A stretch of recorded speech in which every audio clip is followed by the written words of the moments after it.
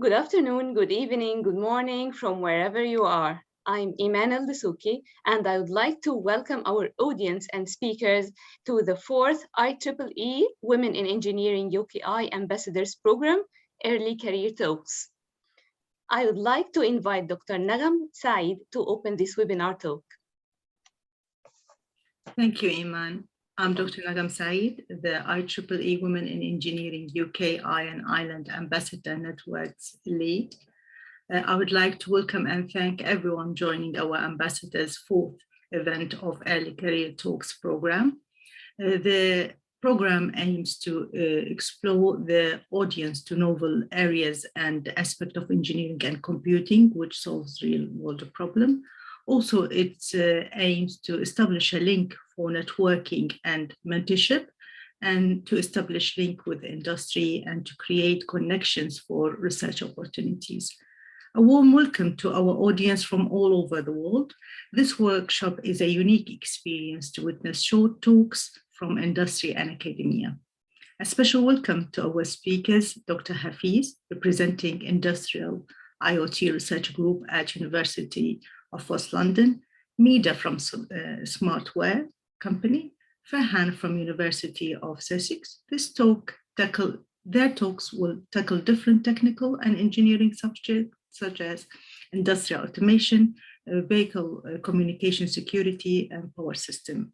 They all share the love for technology, and that is why they are here with us today to show their remarkable findings and their research outcomes. We are very proud in this fourth event to be sponsored by the IIoT Research Group, Industrial IoT Research Group at University of West London. The group committed to promote and support our event. So we are very happy with that. I'm looking forward to listening to the talks and enjoying a fruitful discussion after each presentation.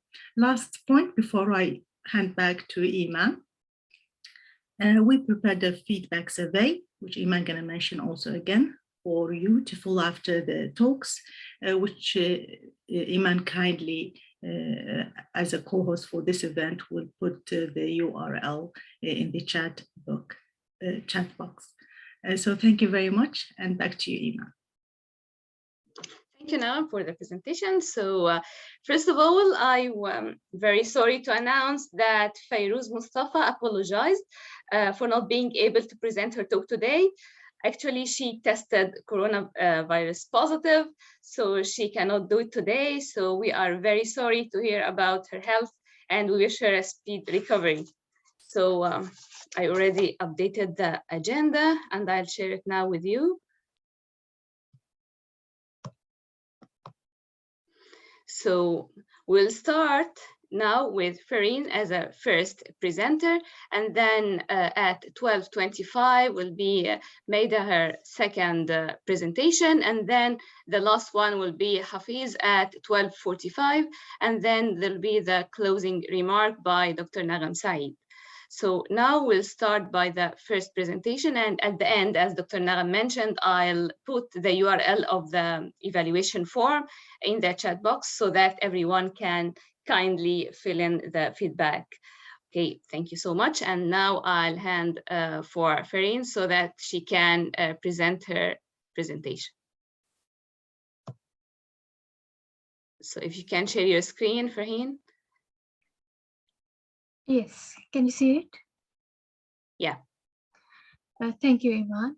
And first of all, I would like to thank IEEE Women in Engineering UK and Ireland Group for providing me this opportunity to present my research. My topic today is blockchain-enabled federated learning for message dissemination in vehicular networks. It is part of my PhD thesis that I will be talking about. Before beginning my talk, I would first like to introduce myself.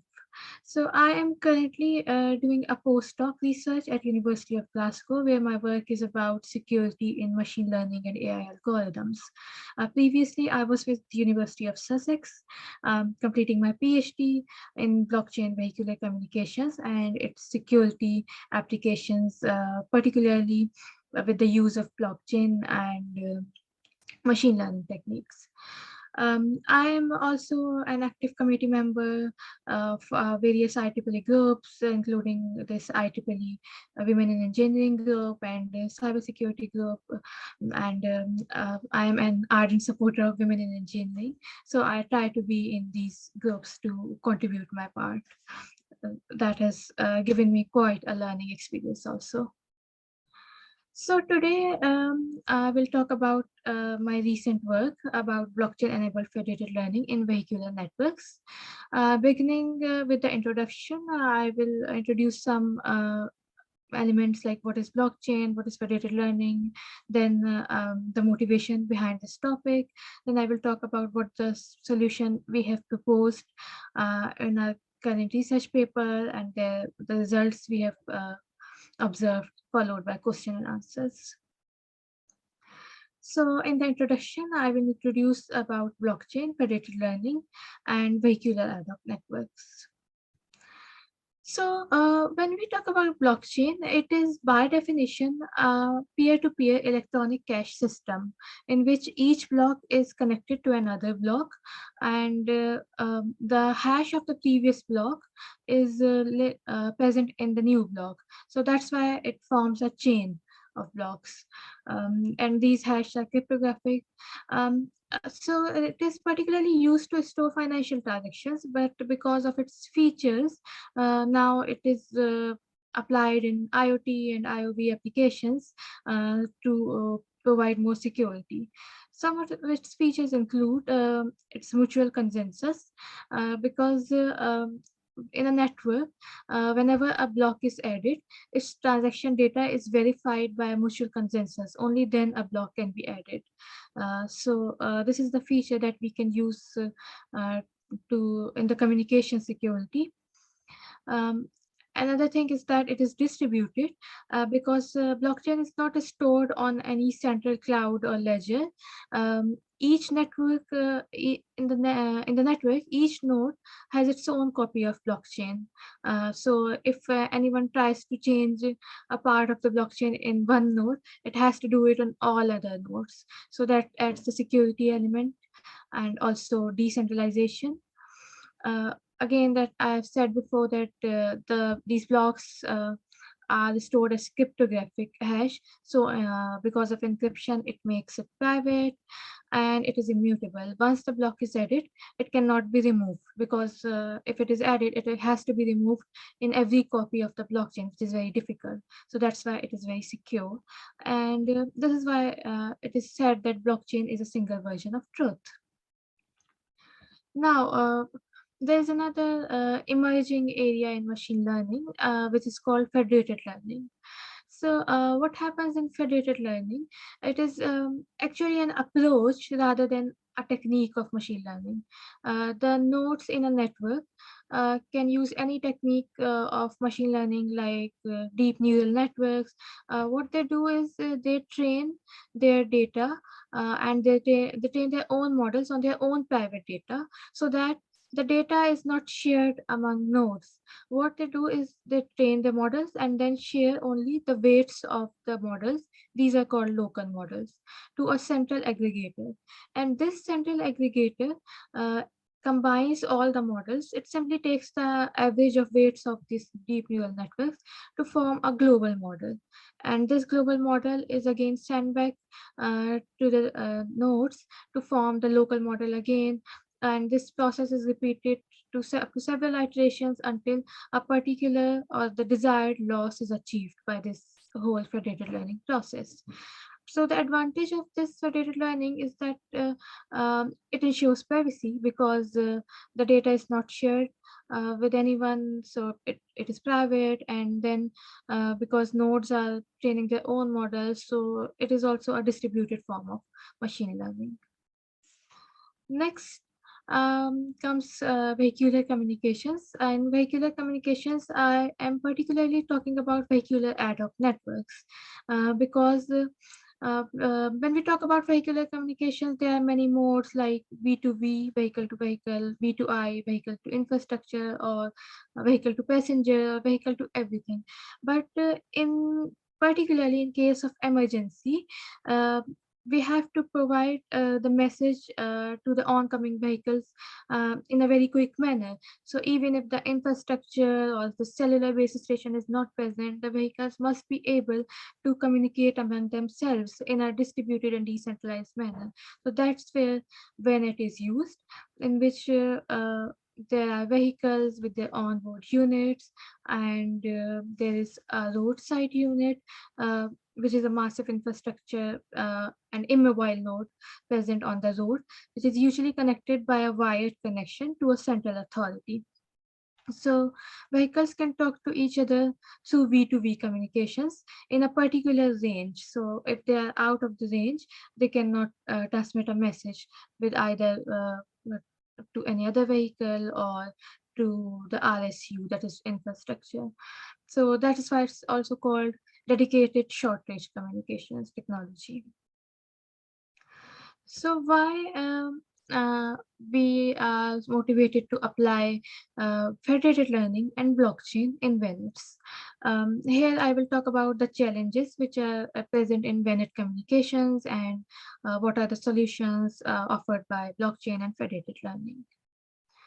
So when vehicles talk to each other, there are many issues. The first one is that of trust, because if there's a malicious vehicle, it may send a message about an incident which actually did not occur on the road, so to create disturbance. So to avoid that, there should be some means to validate the message, and some means to trust that yes, this is the vehicle sending the true message to us. Next, we have the problem of privacy, because if we know the identity of the vehicle and the private information is shared, like where the vehicle is heading, its position, then this it is quite sensitive information about the passenger. So we have to provide some means to uh, protect the privacy.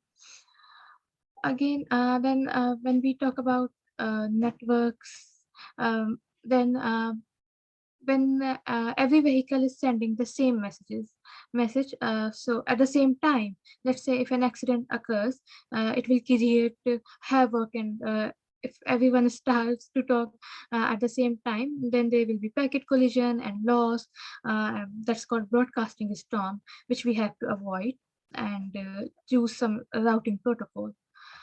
Then we need to eliminate third-party dependence, because no matter where the place is, even the infrastructure or central authority is not present, the vehicle must be able to communicate to each other in case of emergency situation. Sometimes the vehicles lack the motivation to cooperate. They don't send any message to other vehicles in order to save their energy. So there should be some means, like incentive strategy, so that they are willing to talk to each other.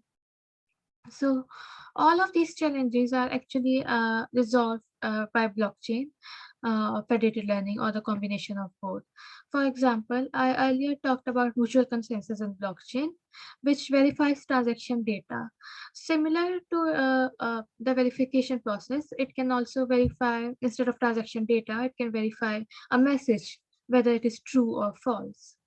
Next, when we talk about privacy, we see that blockchain is a privacy preserving technique because it uses cryptographic hash, and also federated learning is also privacy preserving because it does not uh, ask any node to share the private data. So here we can use blockchain and federated learning. And when we talk about broadcasting storm, what we require is to select one particular relay node among many, which can disseminate the message to a wider area, to a large number of nodes, and the least possible time. So we have to select one of them, and if we are providing incentives to cooperate, then every node will try to become the relay node, whether it is eligible or not. So we have to provide a secure way of selecting relay node. This can be done again by mutual consensus of blockchain, which can be used to select one leader, or in blockchain terms it is called miner, but here we will select relay node instead of miner through the same mutual consensus of blockchain. And then if you want decentralization, again, blockchain and federated learning are both distributed techniques, so we can apply them here. And we can manage incentives just like financial transaction data is managed and stored in blockchain. We can manage the incentives of vehicles in the blockchain in a very secure and immutable way. So because of all these advantages, here we are applying blockchain and federated learning in vehicular networks. So now I will talk about the proposed solution that we have recently presented in our paper in IEEE Transactions on Vehicular Technology, where we showed how blockchain supported by federated learning can enhance vehicular networks communications. So in the proposed solution, what we have tried to do is that we have vehicles which will train their own local models, and these models are aimed to select one particular relay node among many others. So this is what they are deciding. And they decided on parameters uh, like uh, uh, speed, position of vehicles, which is regularly obtained through beacon messages on which they train their models through these inputs like speed and position of other neighbor vehicles. So once they design their local models, in second stage, they upload it into the blockchain, and before uploading they pass it through the smart contract of blockchain, which verifies that whether the model is true or whether it is maliciously designed by some vehicle in order to intentionally give the wrong results. So here, instead of using any consensus algorithm, we have used this smart contract in which the AI algorithm random forest is embedded in it, which used to detect whether the model is true or false. So that also answers the question that has recently been asked in the chat, that which consensus algorithm is used. Here, instead of consensus algorithm, we are using the smart contract to detect, verify the model. So these models are added in parallel as local models by each vehicle. And the roadside unit waits for a particular number, let's say n number of local models to be added in parallel. And after these n numbers of local model are added into the blockchain, it adds another block of global model by combining all these local models. So here, in order to distinguish between local models and global models, we propose that parallel microblocks will be of local models, and there will be key blocks in which global models will be updated. Again, when we talk about consensus algorithm, so this global model is actually created by federated learning, and through which we are proposing a proof of federated learning, a new type of consensus algorithm that's called proof of federated learning.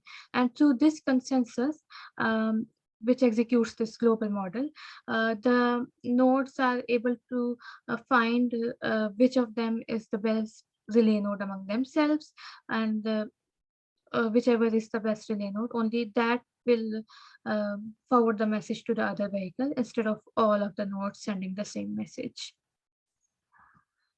And also, we have proposed incentive distribution in all of this scenario.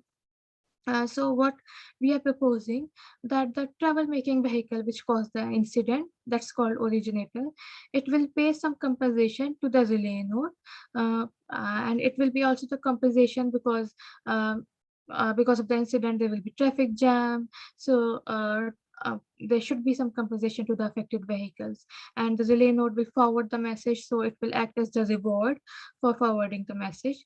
So the relay node will get some profit from the originator of the incident, and it will give some amount to all the vehicles which participated in federated learning, and which made that global model through which this relay node was selected. So each vehicle which participated in federated learning, it will get some profit from the relay node at each hop, and its utility will be this profit minus the computation cost that occurred during training. So this whole incentive distribution mechanism is analyzed using a Steckelberg game model to see if it is feasible to work or not. Now, let's come to the results part and see how the proposed model is behaving. We have used OMNet++ integrated with SOMO and Base to simulate vehicular networks, while OMNet++ was made to connect with Python, because the federated learning algorithm was designed in Python.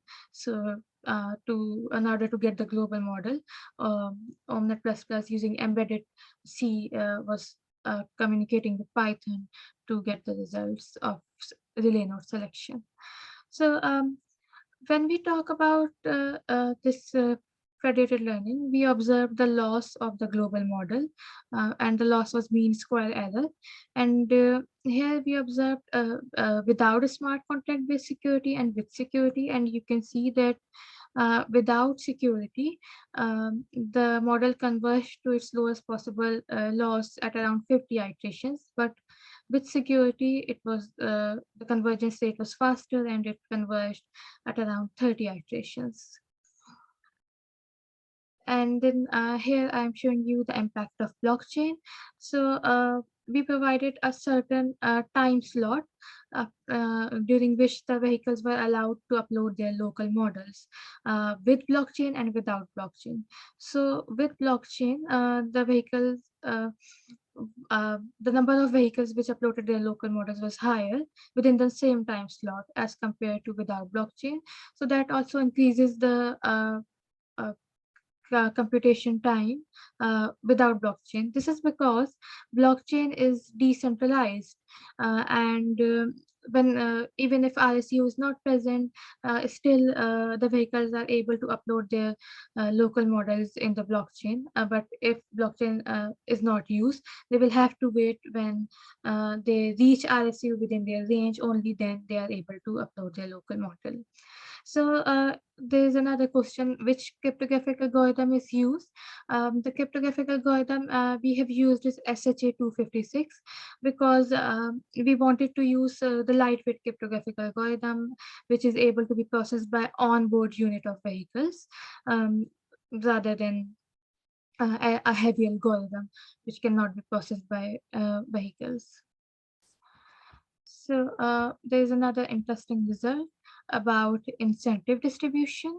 So you can see that here we have tried to find the Steckelberg equilibrium, and we formulated this whole game theory approach to model the incentive distribution and to see what will be the values where each node will get its highest possible utility, and where will be the utility less than 0. So we need to avoid that value. So these were the results.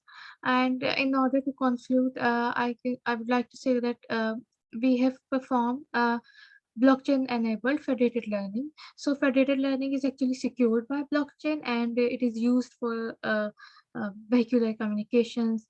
And we have introduced a smart contract to identify malicious models. So this is ensuring security of federated learning. And we also proposed a secure incentive distribution mechanism.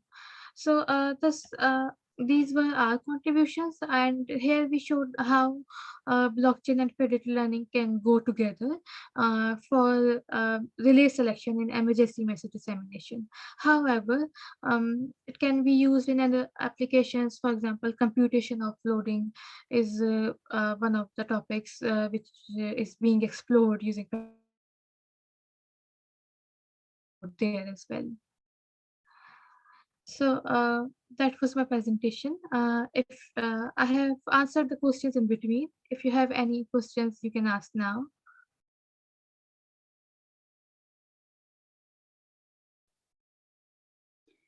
Thank you so much, Ferheen. This was amazing. So I myself was really interested with the topic and with your way of explaining it. So thank you so much. And thank you for answering the questions that you already were noticing in the chat.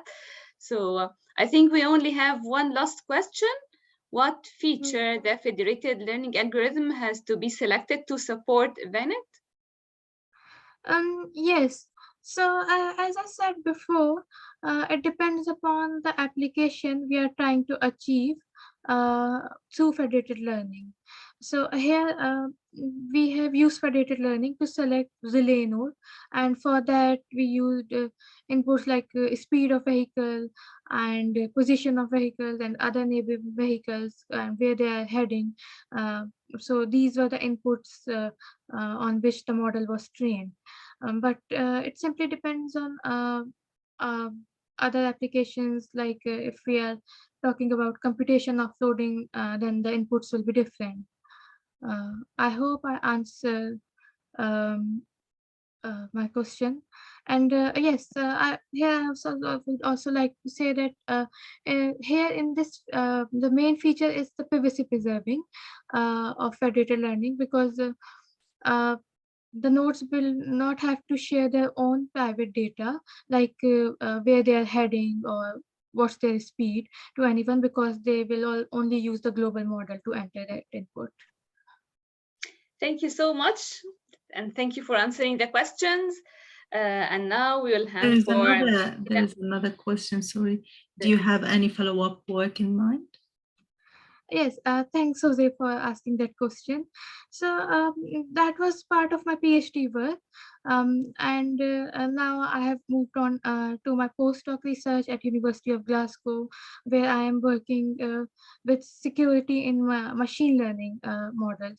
So that's a bit different, but here I can see that federated learning is not only useful for privacy preserving, but it also very useful for faster convergence, as you have seen in my results, and sometimes it results in better accuracy as well. So here now I want to explore how federated learning can also be used for the security of machine learning models and to provide adversarial robustness. Thank you so much, Ferheen. And now Medha will start her presentation. Sure, yeah. Hope my screen is visible.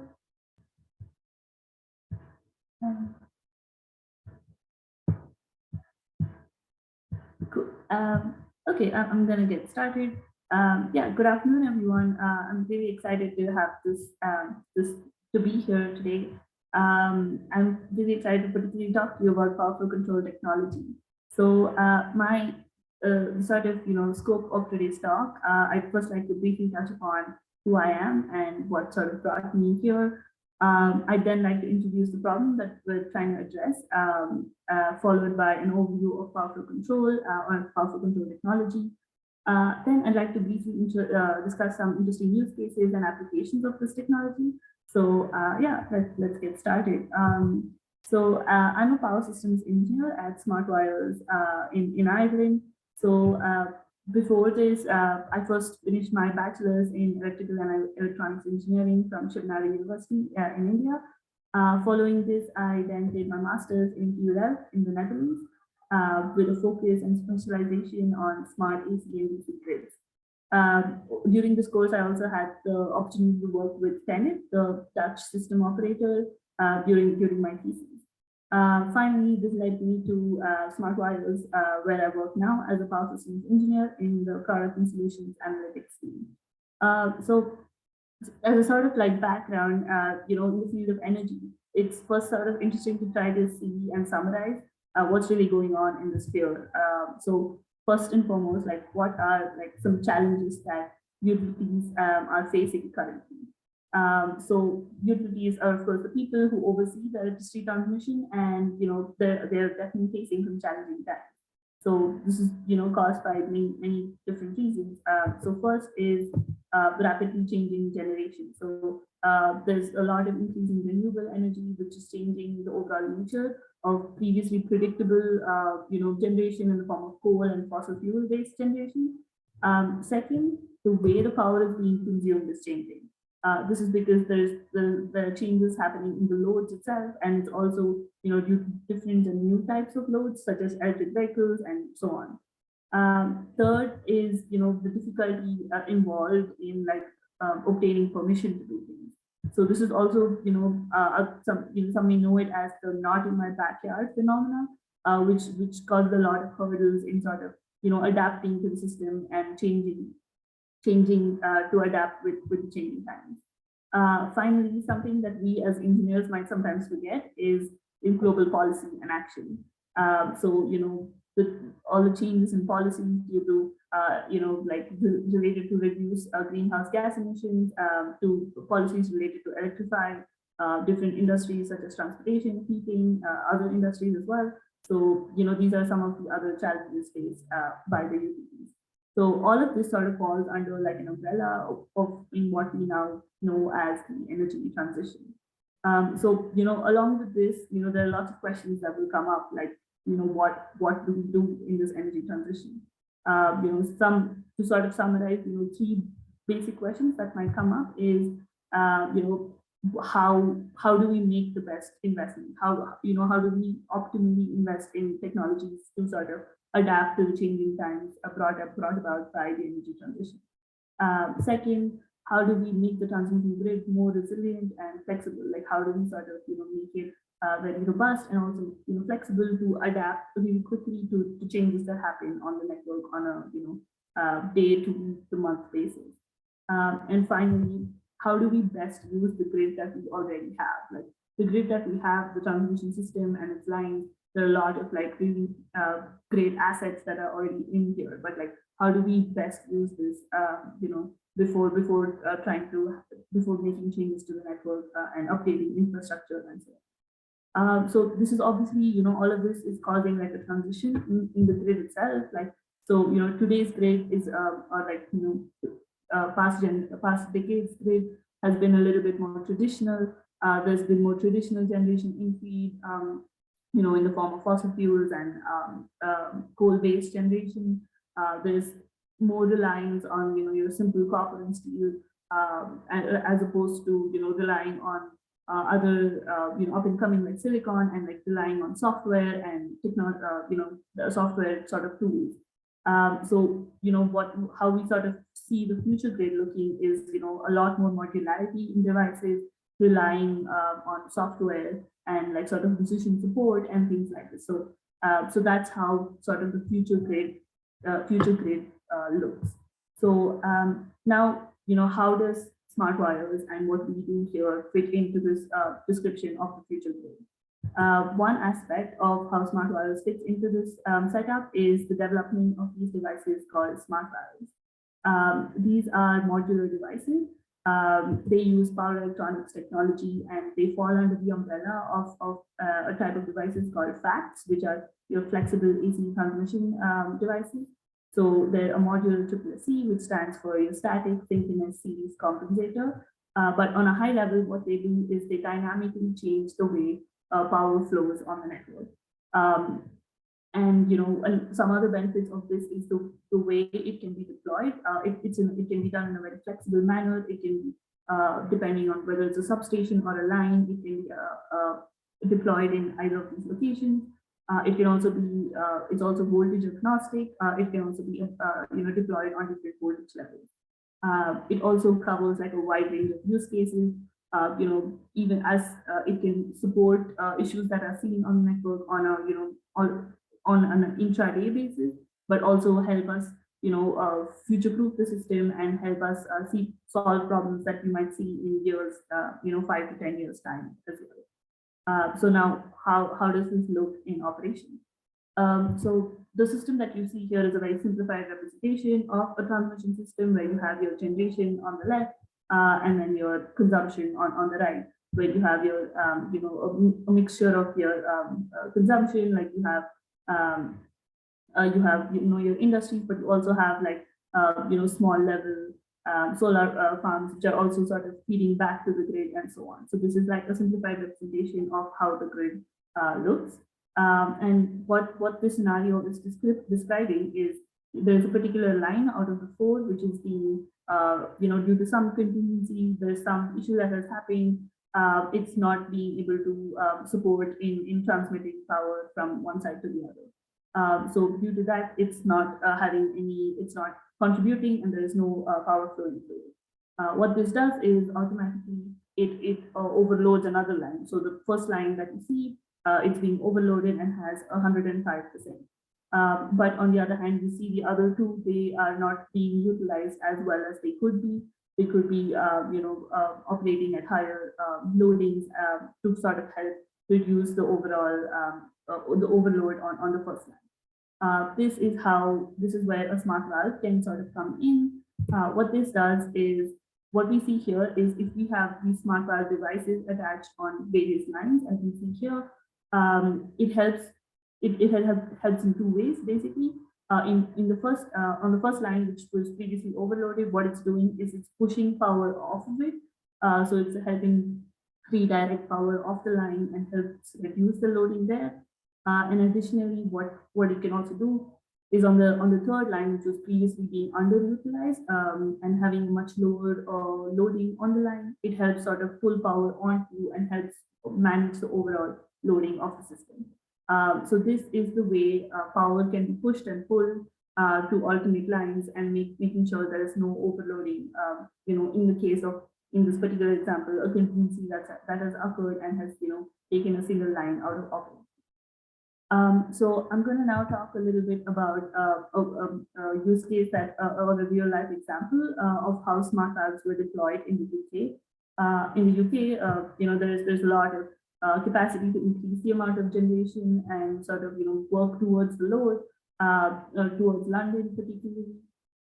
So what smart valves did in this use case is they helped realize 1.5 gigawatts of energy that could be transmitted, and of course tens of more gigawatts of opportunity that can still sort of be added and help the UK. There are multiple other benefits to the way this was set up. It was really quick to deploy, like it was deployed in about 12 months. It was very cost effective for the UK in saving a lot of money for UK consumers. And finally, it's very flexible in the way it was deployed. In the case that there are additional benefits to adding more smart valves, what we see is like how you can sort of add more smart valves on different lines in a very easy manner. Another example is also that I have here is in Australia, which is sort of depicting what other future grids might look like with smart valves being used. It realized the impact of adding 270 around megawatts in Australia of capacity that was released in 2021. Another interesting fact here is that because of the use of smart valves, there was another challenging project that was avoided, because the alternative to using a smart valve in the solution in this particular scenario was updating or upgrading a line which would have gone through a national park in Australia otherwise. So this sort of helped sidestep that project and instead use smart valves, which helped avoid doing that instead. So these are just a couple of examples of how smart valves have been used. Now I'm going to sort of zoom in to what me and my colleagues do in the analytics team in Smart Wires. we support and provide analytic support in various pillars. So this can range from internal stakeholders and helping them identify new opportunities, and also external stakeholders and helping them evolve their grids. So the way we sort of see our analytics sort of fitting in is that the true potential of like this technology, like such as PFC technology, will not be like properly realized or fully realized until we're able to perform analytics and really squeeze the best use out of it.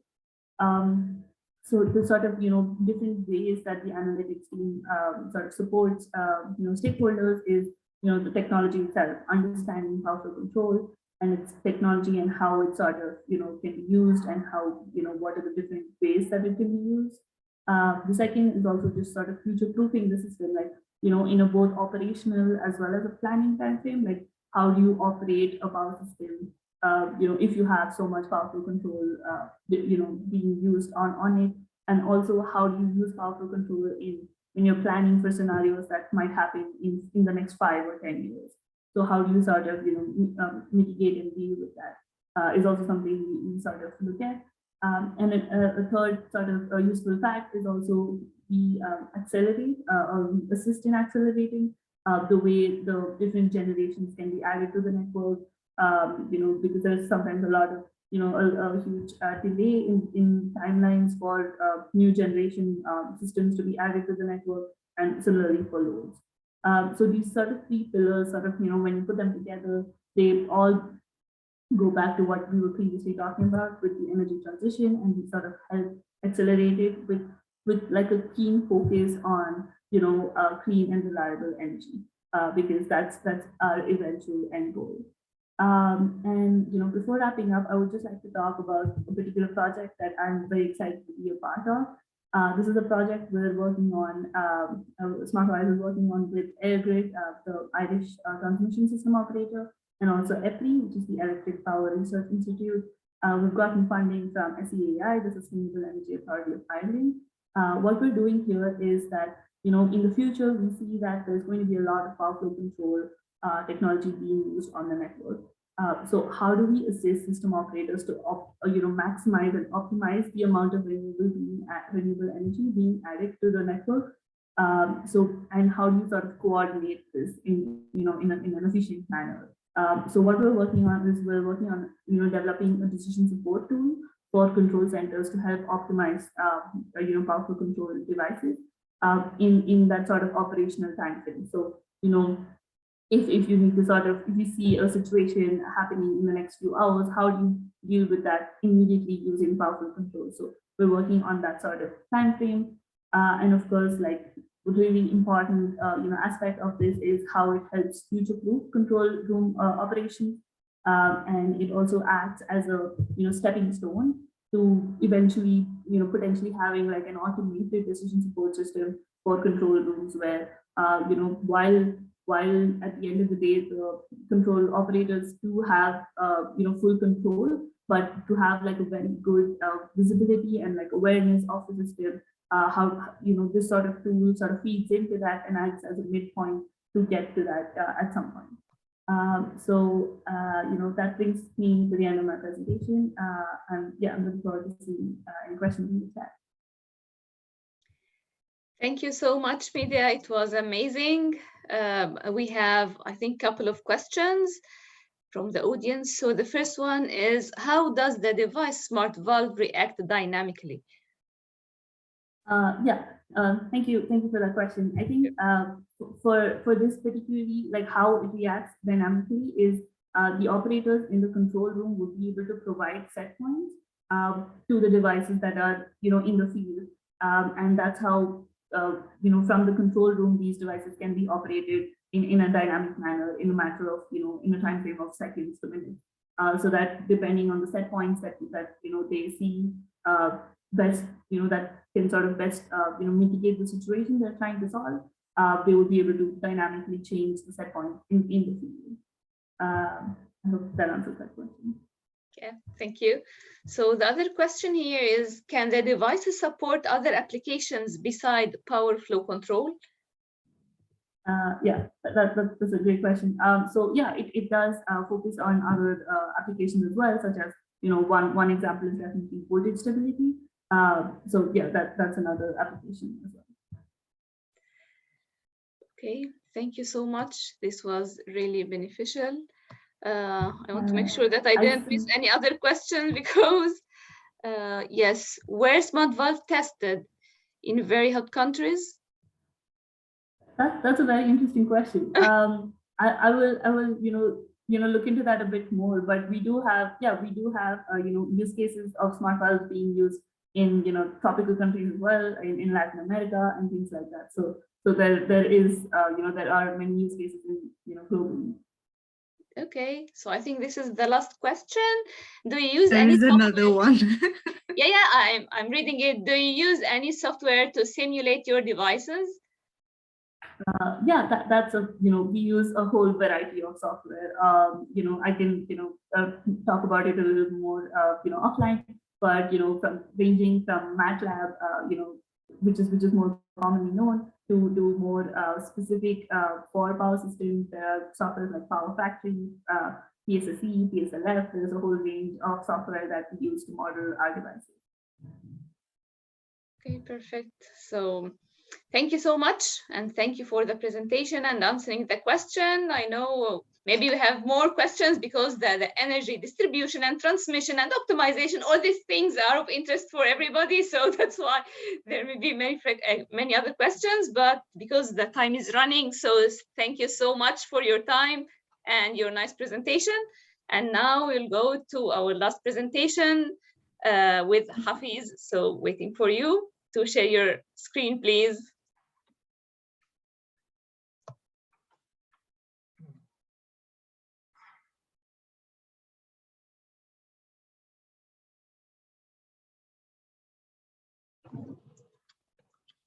Hello, everyone. Good afternoon.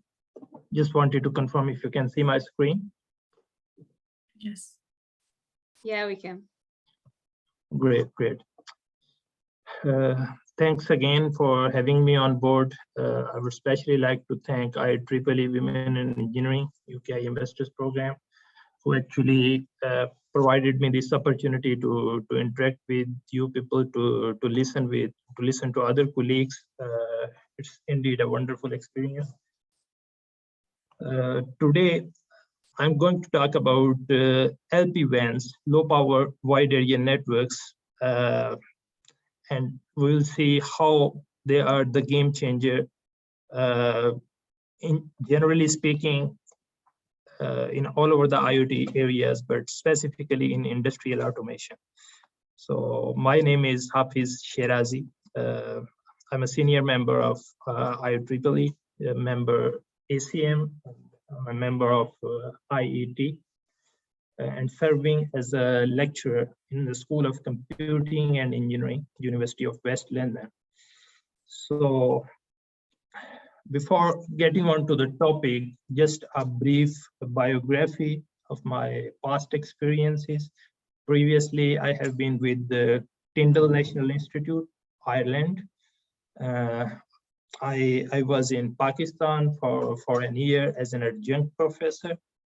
I have been with the Polytechnic University of Bari in Italy as a postdoctoral fellow, where I actually did my PhD as well. So as far as voluntary roles and contributions are concerned, of course, I am a senior member IEEE. I'm a member of ACM, member of British Computing Society. As far as editorial responsibilities are concerned, I am an associate editor of Internet Technology Letters by Ville. I'm the area editor of Ad Hoc Networks by Elsewhere. And I'm a guest editor for a number of other respected journals. So I usually work in Internet of Things, Internet of Drones, energy harvesting, industrial automation, vehicular networks, Internet of Vehicles, these are some of the areas of, that actually appeal me. So I am always open to collaborations on these areas. So if you are interested in some of the areas, please feel free to contact. So Hafiz, can you please do the full screen, please? Thank you. Sorry.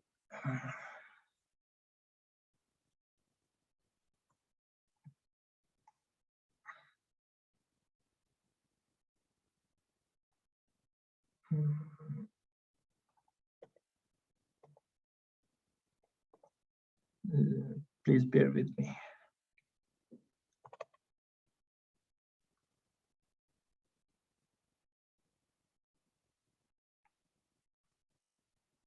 Actually, it prevents me from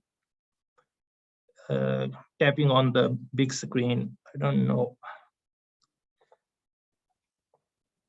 Okay, let's try again.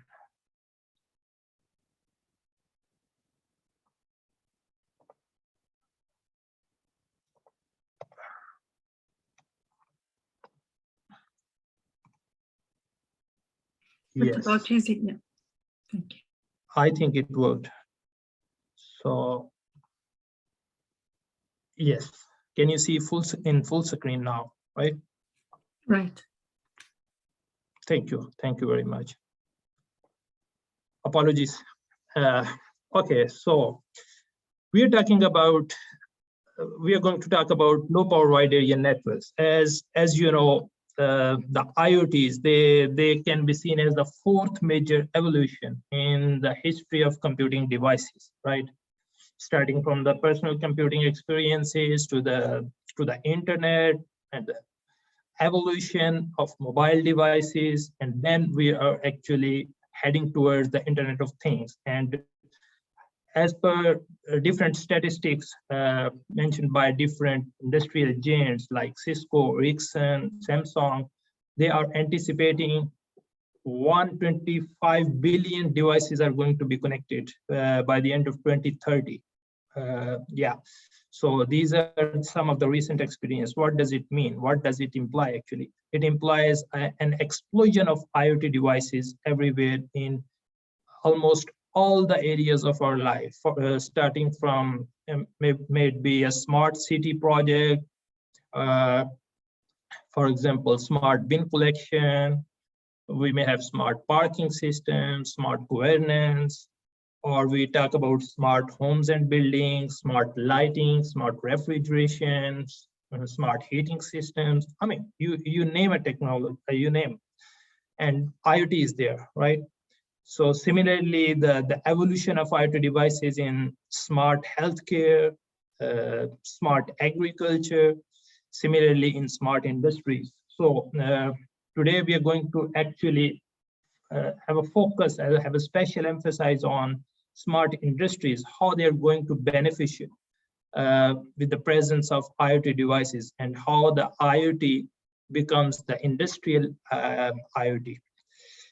So as we have, plenty of applications here in this area, and there is going to be an explosion of these IoT devices.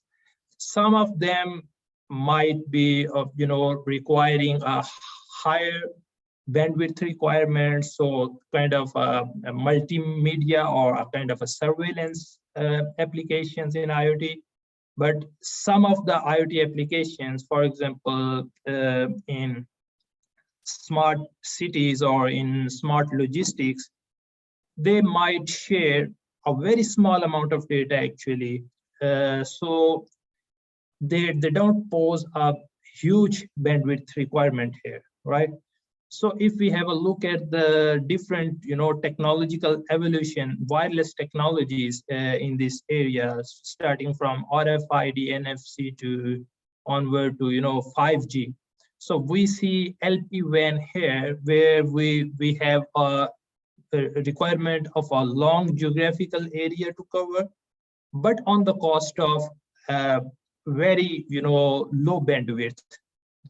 We cannot share huge amount of data here, but we can share a very small amount of data, but to afar of distances. So this is where LPWAN comes into play.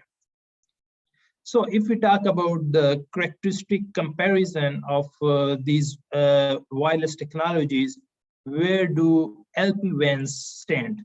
So as you can clearly see, they support a very short bandwidth, very small messages that implies that only a few bits or up to a few bytes of a message can be transmitted, but it can be transmitted far apart, up to tens of kilometers.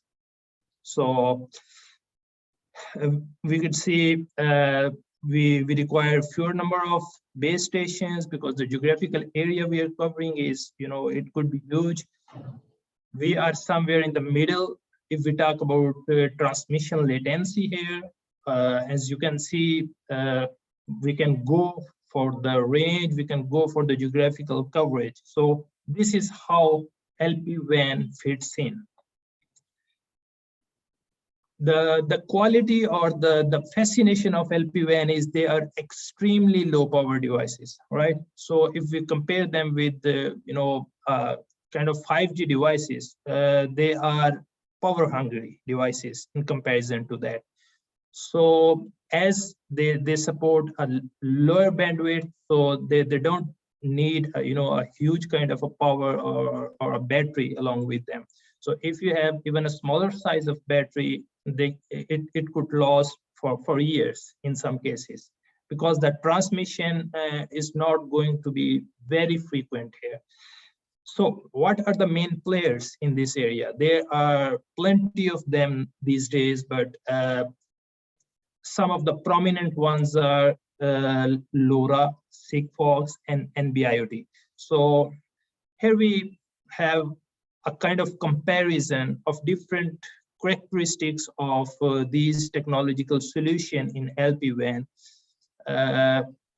So the critical ones for us are the current draw of a device, okay, and the uplink latency. This one is also important. The spectrum cost, the network deployment cost, if we have to deploy the network from the scratch, or if we can do something with the already existing network. And this is something we need to consider. And considering those, characteristics, we found out LoRaWAN or LoRa technology stands out from the competitors, although it depends on the underlying application, what kind of an underlying application we are trying to build our network for. In some cases, NB-IoT that is actually sponsored by a 3GPP group, so it could be a feasible choice. Because it works in the intermediary spectrums of 4G, 5G cellular networks. So in some cases, yeah, NB-IoT could be a good option. But if you're going to have a public network or even a kind of a private network, LoRaWAN is a good choice in industrial Internet of Things. So what is LoRa? This is something very important.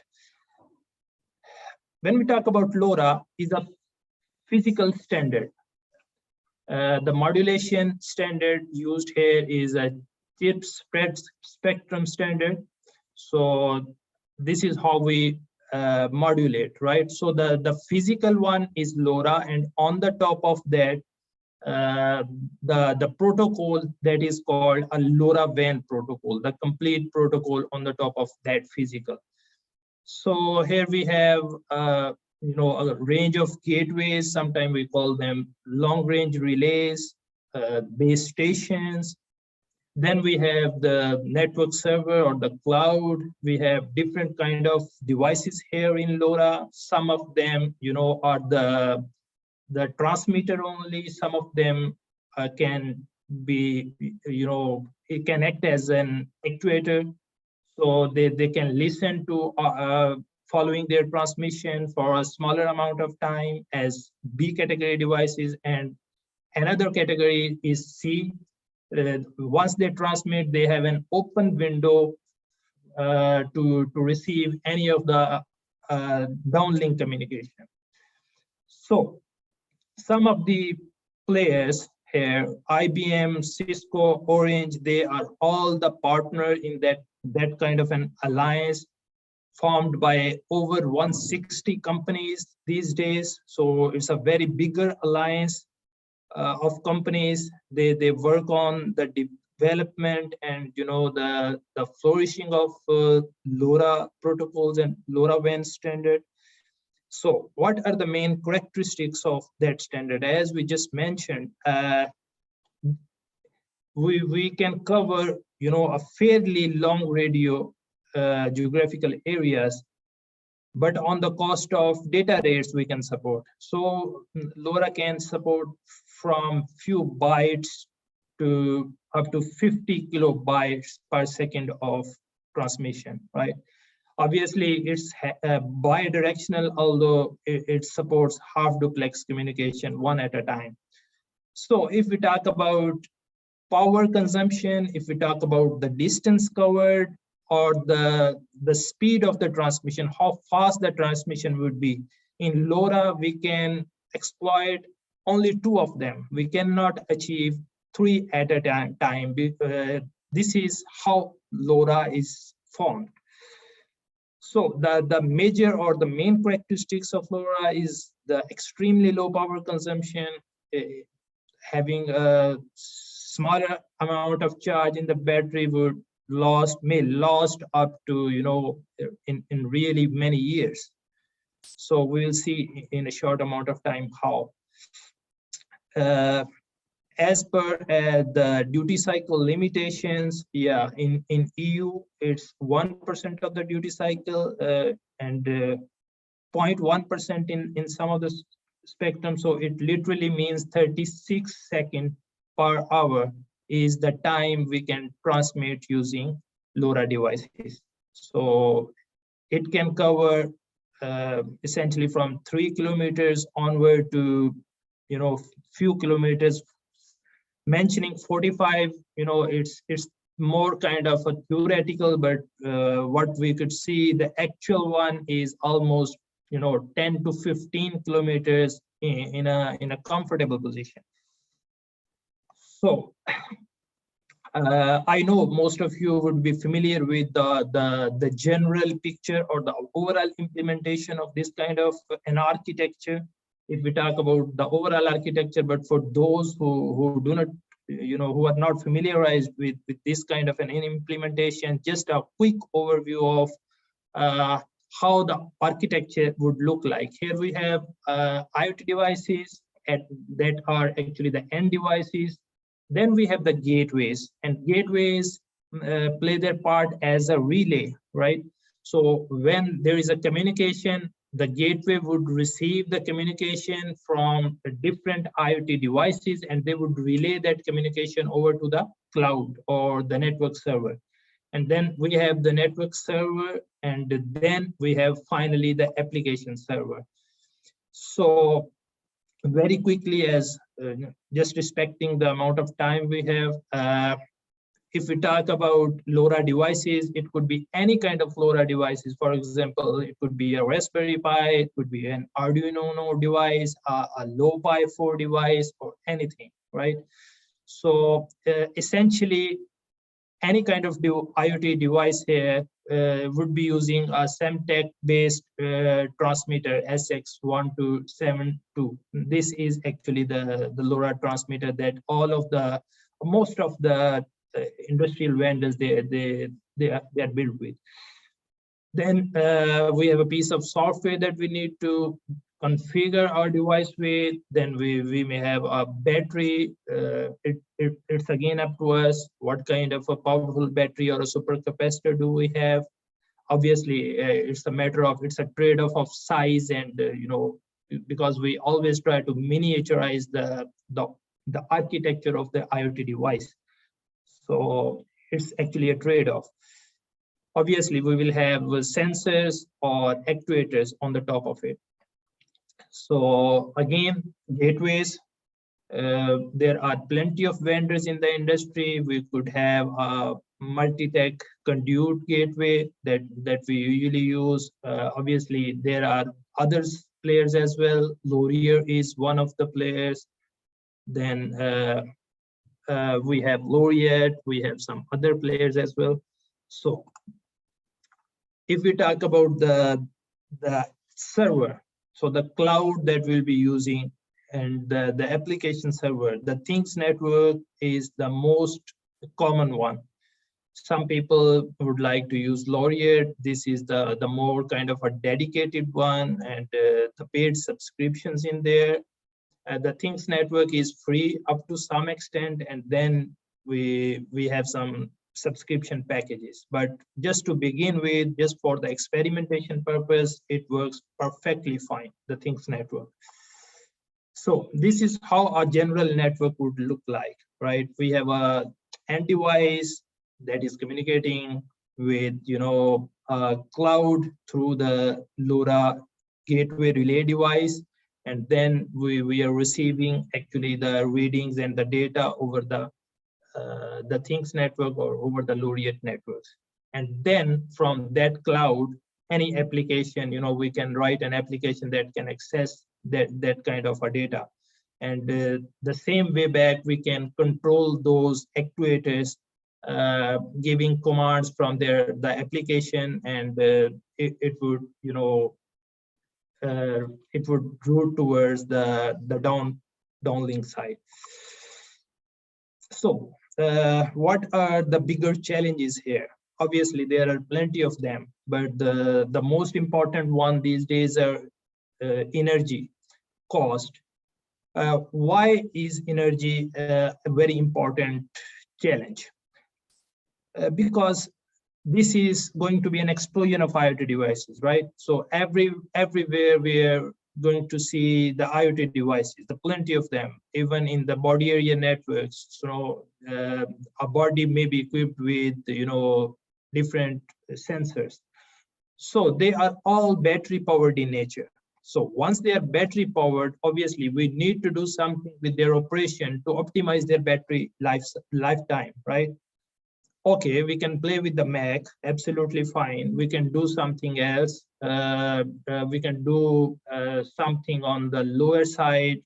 So on the modulation side, okay, we can play around with the devices to minimize their battery consumption, right?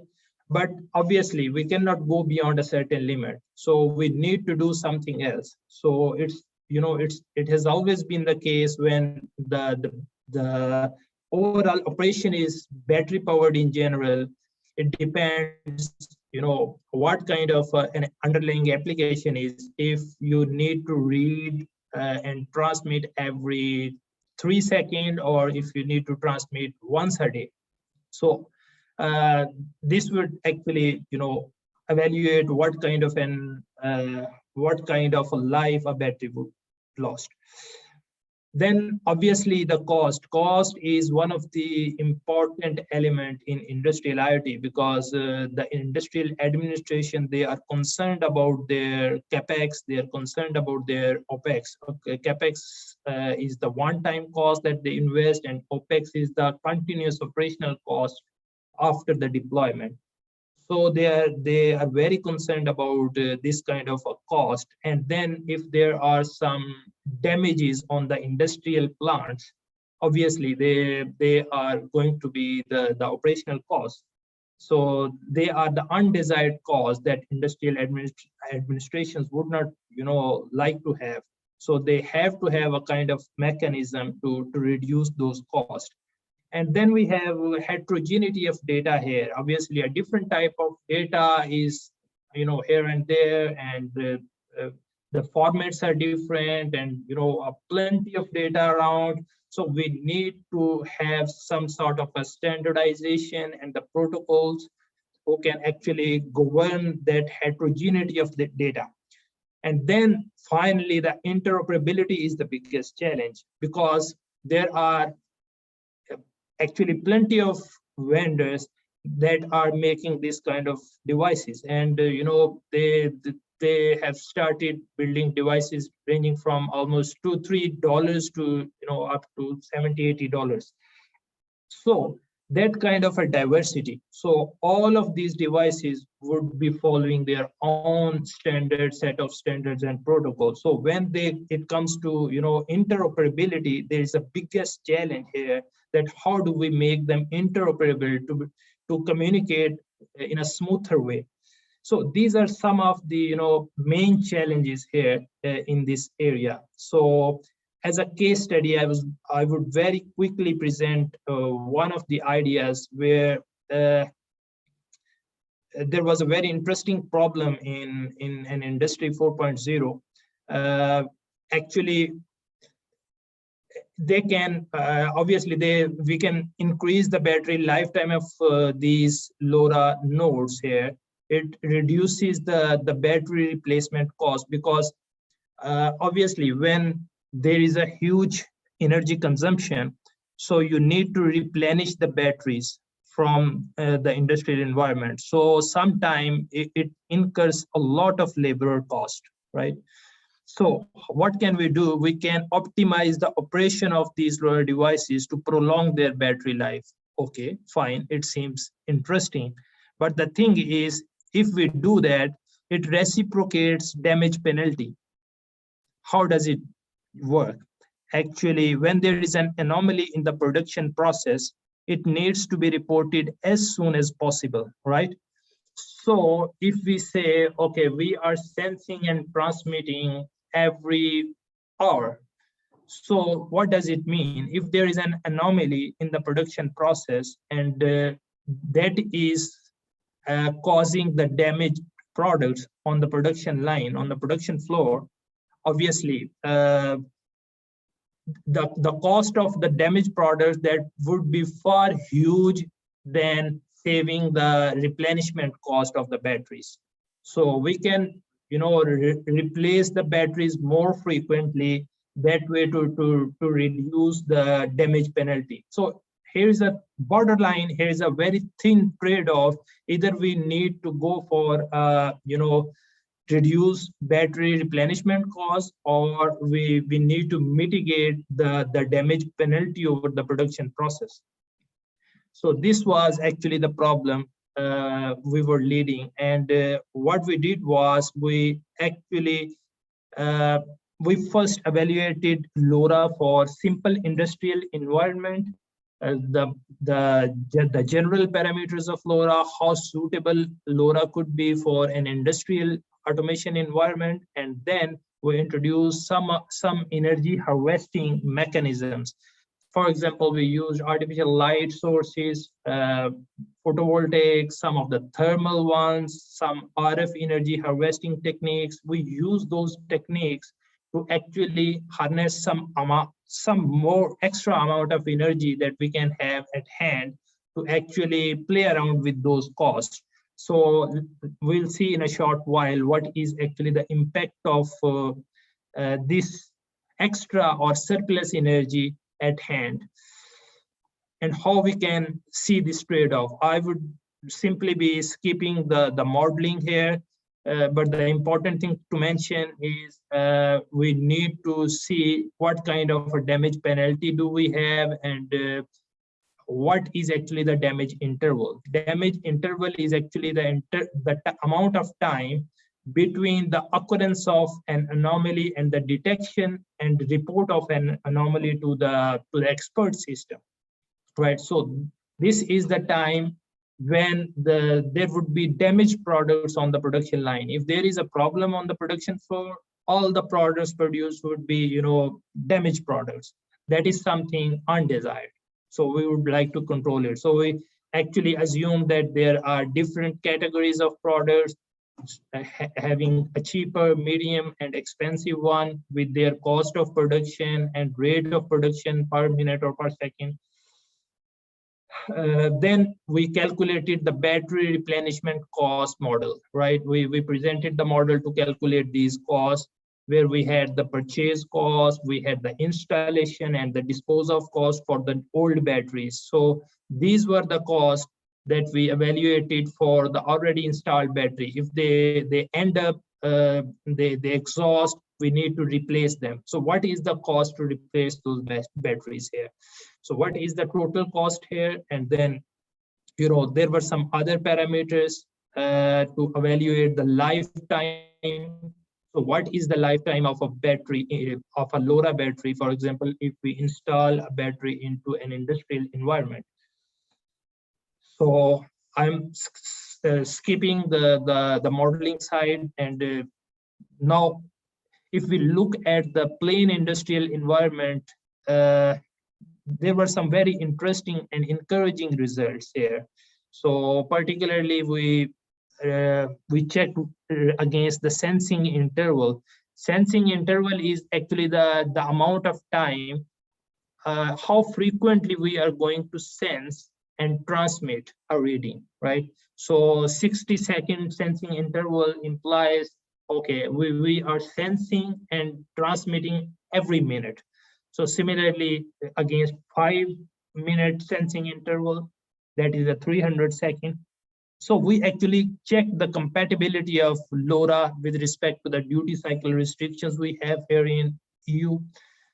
And then some of the, you know, the cost picture, installation cost, and we had the damage penalty model. What kind of a damage penalty do we suffer with in plain LoRa environment?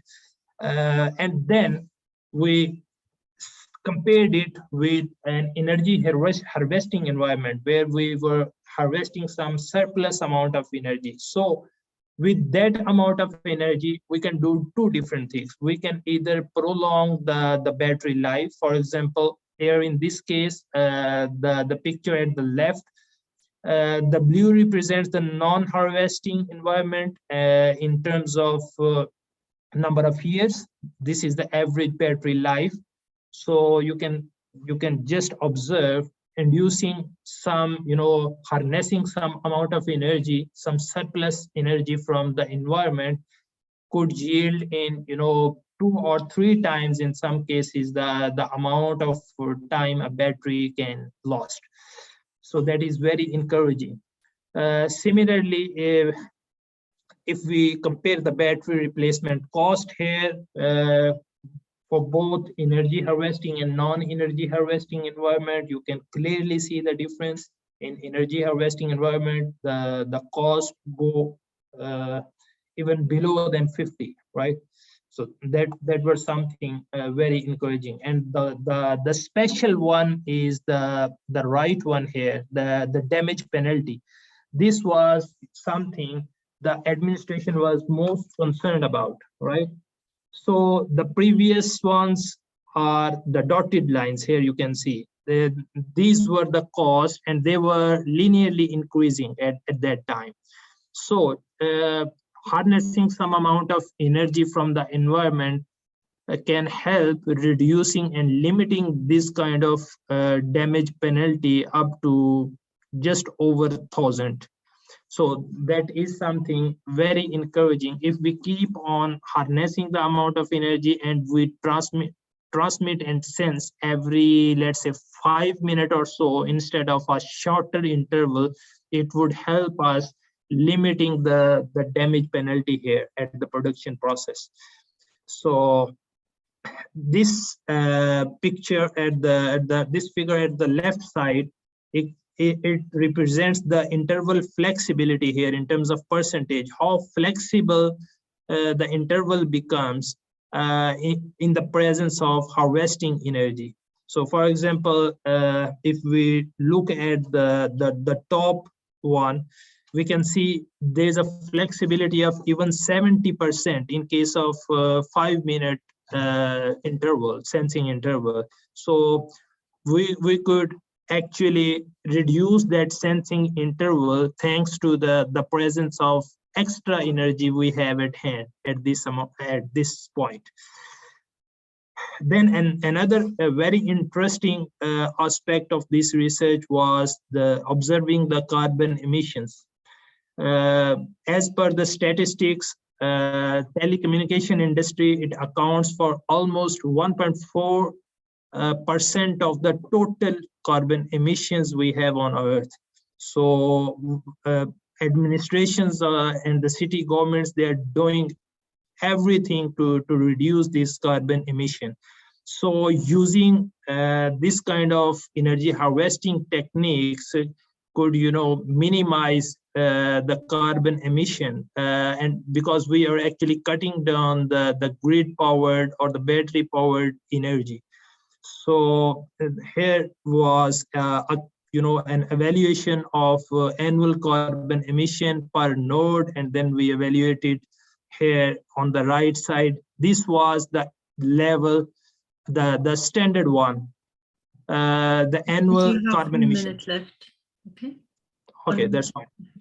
So here is a bigger picture of how we can save our planet Earth, introducing some harvesting techniques, or if we encourage that kind of an energy in an industrial environment, because in an industrial environment we already have many kind of sources that can be utilized to harness the extra amount of energy. So this is the overall cost picture in the presence of energy harvesting, where we could clearly see the reduction of the overall cost. The overall cost refer to the damage penalty and the replacement cost, battery replacement cost as well. So yeah, I would keep it, I would leave it for another session. Here there were some food for thoughts. So some of the conclusions here that we discussed. Thank you very much for bearing with me, and I would be happy if you have some questions. Yes, thank you so much, Hafiz. So this was interesting, and most of the time when you introduce some graphs and pie charts, everything, so these visual things just get the information more clear to the audience. Thank you so much for that. So we have two questions, maybe 2 minutes for each. So the first one, what do you think are the most interesting ethical questions related to the IoT, and how do you and your team approach them? Ethical questions, right? So yes, this is, thank you very much for asking this. This is a very, intriguing area, because as we just discussed, it's going to be an explosion of IoT devices. So there comes a question how the ethical issues would be, for example, one is recording something, for example, a surveillance device or something else. So do we have the right or the valid permissions? Where do we need to install those devices, and would it impact the others or the privacy of others? So obviously there is a lot to work on here in this area, and what I believe the administrations need to jump in here to have some policy making at that level. What is something that is the whitelist, and what is something that could be as a blacklist, where we cannot where we don't have the liberty to enter and deploy anything, because otherwise it would be a mess in that kind of, especially if we talk about security perspective. For example, if there are plenty of devices, literally billions of them here, so a single malicious device entering into the network could ruin the whole network, right? So we need to come up with more efficient security mechanisms. Yeah, so one of our team is working on that. They are introducing actually small STM devices that could be actually integrated with the IoT devices to make a pair of security keys, the private keys. That would be another secure layer that would prevent the malicious device entering into a public IoT network. So a lot of work needs to be done here. A lots of policy making needs to be completed here. This is what my thoughts are. Okay, thank you for that. So before asking you the second question on the chat, so please, if anybody can, during hearing Hafiz answer to the last question, please take 2 minutes just to fill in the e-form so that you can do the evaluation. And if you are looking forward to receive the e-certificate, kindly put your email in the e-form so that we can send you this certificate within 4 days. So the last question for Hafiz is, did you try the LoRa architecture with mobility scenarios?